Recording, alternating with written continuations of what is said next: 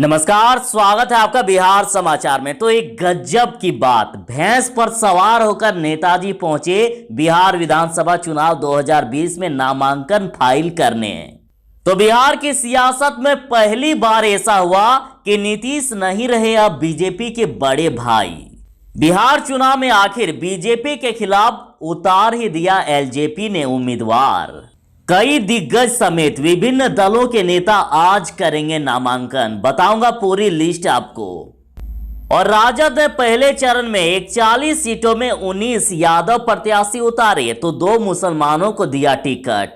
गजब की दुविधा, ब्राह्मणों के गढ़ बक्सर में पूर्व डीजीपी गुप्तेश्वर पांडे ने बढ़ा दी भाजपा की मुश्किलें। और टिकट दें तो पार्टी के अंदर विरोध और न दें तो वोट बंटने का डर।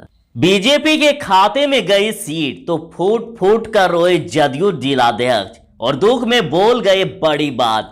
तो आगे खबरों पर बात करने से पहले आपसे अनुरोध है, कृपया वीडियो को एक लाइक अवश्य कर दीजिएगा। आपका लाइक करना ही हमारे मेहनत का फल होता है। बिहार विधानसभा चुनाव 2020 में इस बार बहुत कुछ नया देखने को मिल रहा है। भाजपा और जदयू साथ मिलकर चुनाव लड़ रहे हैं, मगर लोजपा साथ नहीं है। लोजपा के अलग होने के बाद बुधवार को एनडीए ने अलग सीट शेयरिंग का फॉर्मूला पर से पर्दा हटा दिया और भाजपा और जदयू के सीटों का ऐलान हो गया। बीजेपी और जदयू के बीच सीटों के बंटवारे का ऐलान के बाद एक चीज ने सबका ध्यान अपनी ओर खींचा और वह था सीटों की संख्या।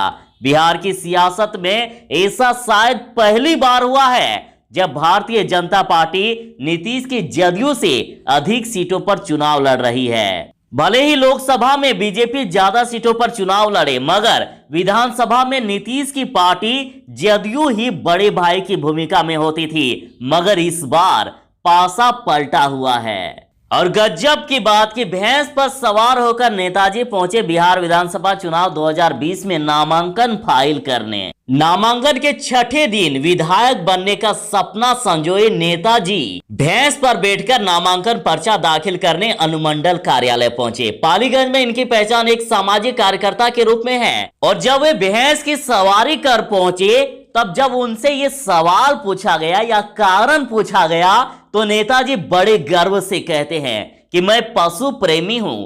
जब लालू जी भैंस की पीठ पर बैठकर मुख्यमंत्री की कुर्सी पर कब्जा जमा सकते हैं, तो मैं कम से कम विधायक तो बन ही जाऊंगा।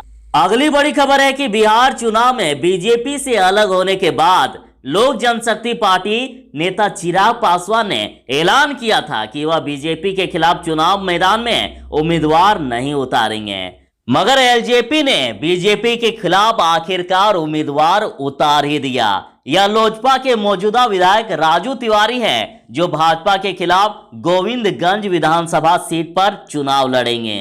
अब कुछ संक्षिप्त खबरें। तो बांका से राजस्व मंत्री और भाजपा उम्मीदवार रामनारायण मंडल ने दाखिल किया नामांकन। मशहूर निशानेबाज श्रेयसी सिंह आज जमुई से करेगी नामांकन दाखिल।